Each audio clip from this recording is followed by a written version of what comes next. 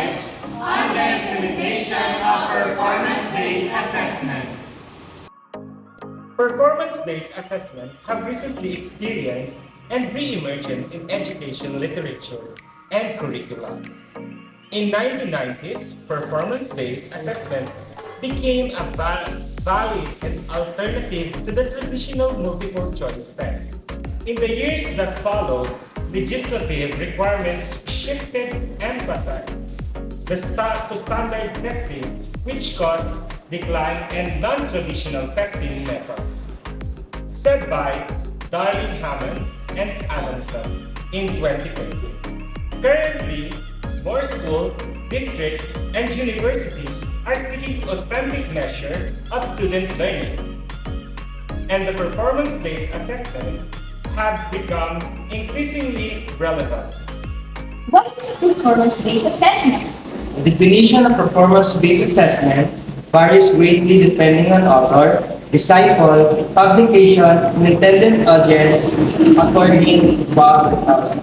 In general, a performance-based assessment measures students' ability to apply the skills and knowledge learned from a unit or units of study. Typically, the task challenges students to use the higher order thinking skills to create a product or complete a process set by John 2000. Task can range from a simple constructed response, example given is short answer, to a complex design proposal of a sustainable neighborhood. Probably, the most genuine assessments require students to complete a task that closely mirrors the responsibilities of a professional. For example, artist, engineer, laboratory technician, financial analyst, or consumer advocate. What are the central components of the performance-based assessment? Although performance-based assessments vary, the majority of them share key characteristics. First and foremost, the assessment accurately measures one of the more specific choices methods. Additionally, it is complex, authentic process, product-oriented, open-ended, time-bound.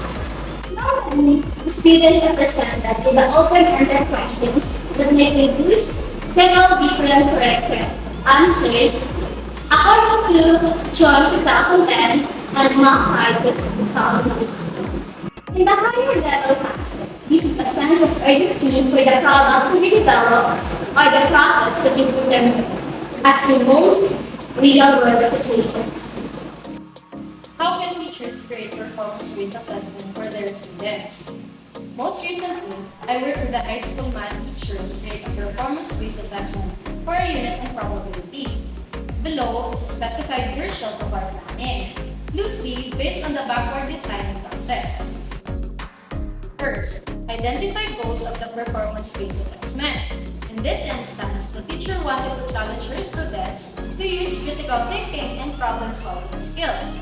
She also wanted them to exhibit less codependence and more individuality while completing this assessment.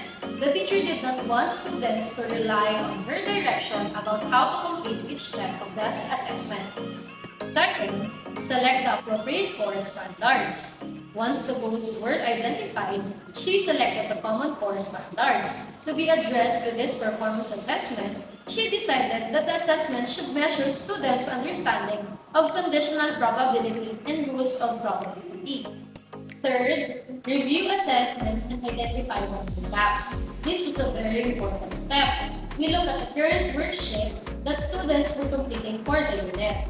Two-way frequency tables were a large part of the assignments. Next, we look at what was missing and noted that there was a very little relevant real-world application.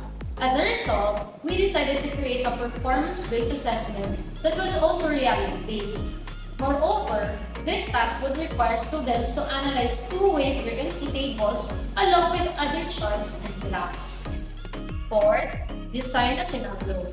After brainstorming a few different scenarios, we settled on a situation where the student would decide if an inmate should be granted parole or remain in prison. This scenario includes 5 key components: setting, role, audience, time frame, and product. Fifth, gather or create materials. Depending on the scenario, this step may or may not be needed. For this particular assessment, we wanted students to calculate the probability of the inmate returning to prison. For the review, I created 7 different documents that included pie charts, bar graphs, and two-way frequency tables. All of the information was based on statistics from government agencies, such as the Federal Bureau of Prisons and Bureau of Justice Statistics. 6. Develop internal plan. We wanted to be careful not to teach the test in preparing students for the performance-based assessment. We needed to strike a balance between teaching the content, probability given to independent events, and preparing students for the task, interpreting the validity of a media resource. We brainstormed 6 different formative assessments that would need to be in place for students to complete the performance task. However, we also acknowledge that this part of our plan would need to be constantly reviewed and revised depending on student learning needs. What are the benefits of performance-based assessment? While it may require a little bit more outside-the-box thinking, the traditional assessment from both teachers and children performance-based assessment have countless benefits.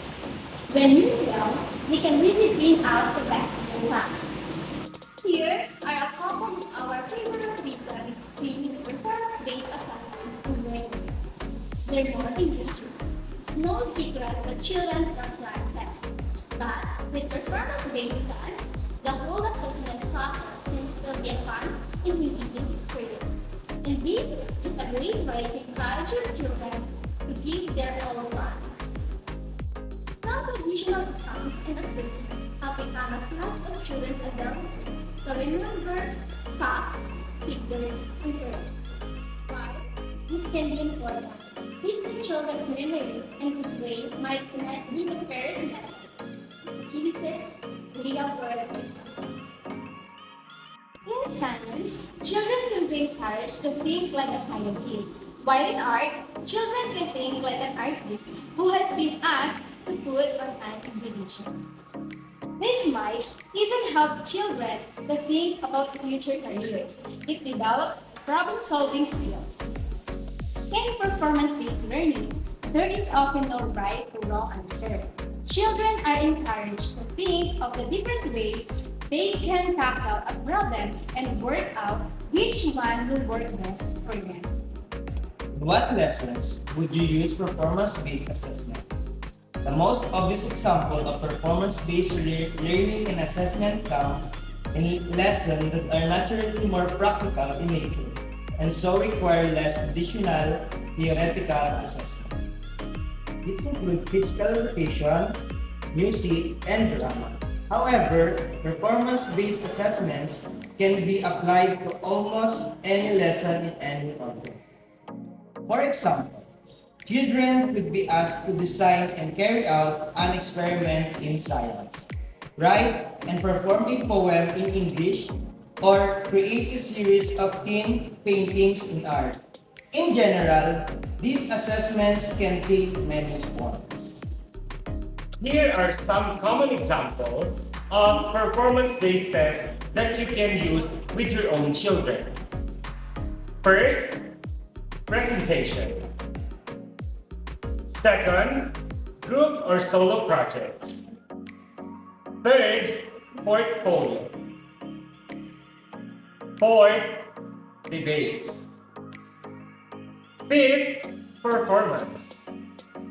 And last, exhibit or fairs.